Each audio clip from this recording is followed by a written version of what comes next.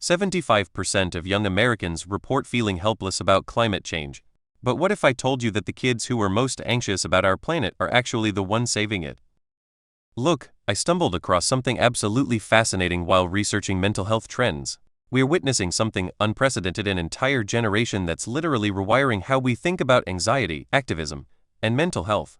And honestly, it's kind of brilliant. Building the foundation. So here's what's happening. Climate anxiety, or eco-anxiety as researchers call it, is real. Like scientifically documented real. A 2021 study published in the Lancet Planetary Health surveyed 10,000 young people across 10 countries, and the results were intense. 59% were very worried about climate change, and almost half said their daily lives were affected by these concerns. But here's where it gets interesting and where everyone's been getting it wrong. The American Psychological Association released findings that completely flipped the script on what we thought we knew about climate anxiety. They discovered that young people experiencing the highest levels of climate distress were also the most likely to engage in meaningful environmental action. In other words, the anxiety wasn't paralyzing them, it was fuel. Think about it. Previous generations dealt with existential threats by either denying them or feeling helpless. But Gen Z? They're doing something completely different. They're taking their mental health symptoms and turning them into a superpower. Let me give you a concrete example.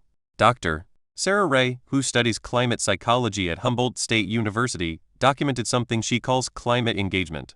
She followed students who reported severe eco-anxiety and found that 89% developed what she termed agency-based coping mechanisms within 6 months. These weren't your typical therapy techniques. They were creating community gardens, organizing climate strikes, developing renewable energy projects on campus.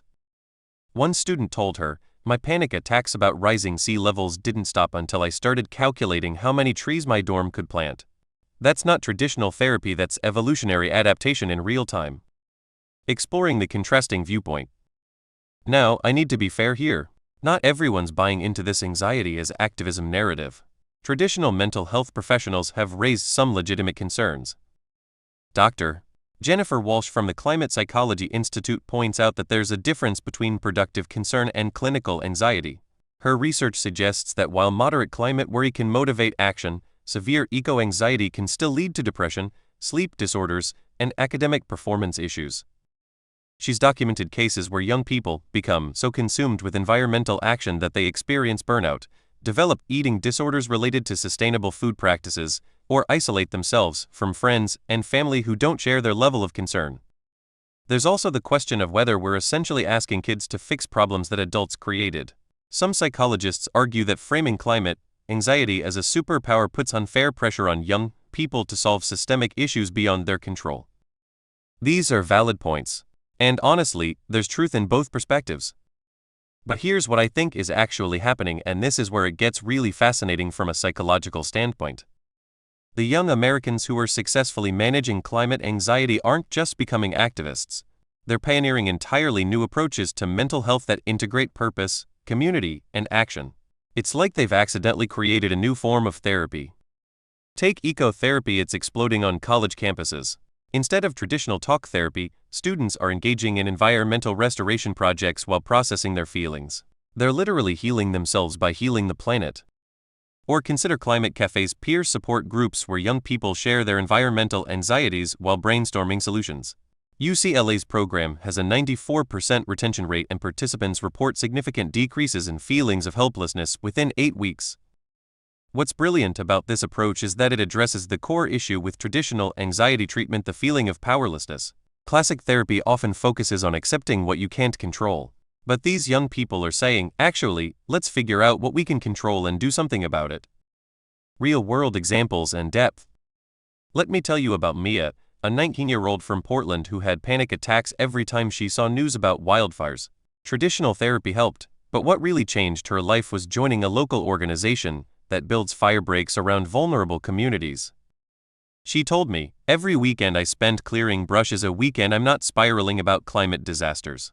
But more than that, I'm actually preventing them." She's now studying environmental engineering and says her anxiety has transformed into what she calls productive urgency. Or consider the rise of climate grief circles, support groups specifically for processing environmental loss. These aren't just therapy sessions. They're innovation hubs. One group in Austin has developed a successful urban composting program that's now being replicated in 12 cities. The fascinating thing is that these approaches are showing measurable results. A 2024 study from the Yale program on climate and mine found that young people engaged in solution-focused environmental action showed a 67% reduction in climate-related anxiety symptoms compared to those receiving traditional therapy alone. Psychological and philosophical implications. But let's dig deeper into what this really means.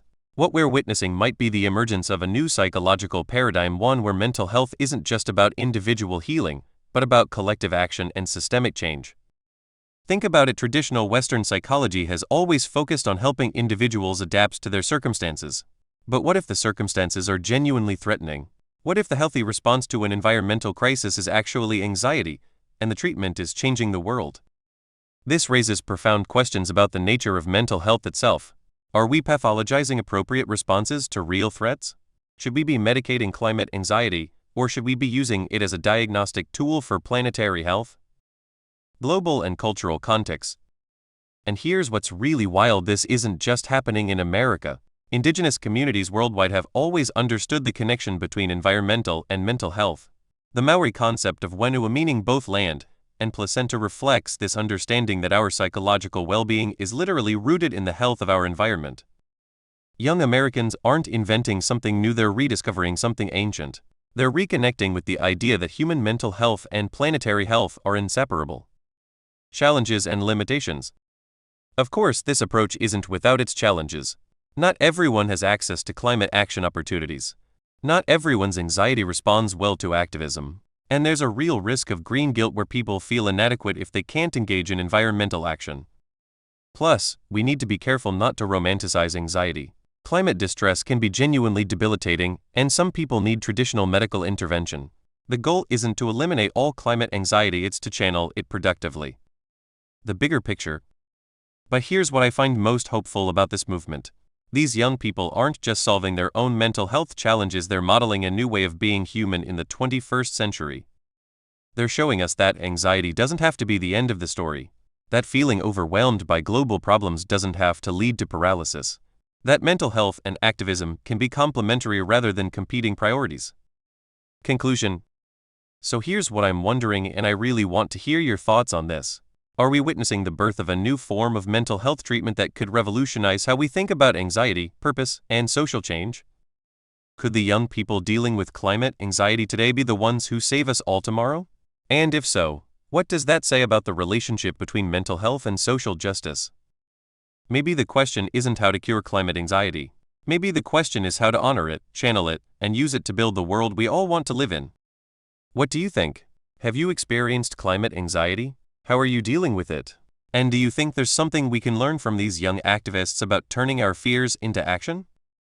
Let me know in the comments. I read every single one, and honestly, these conversations are what keep me hopeful about our future.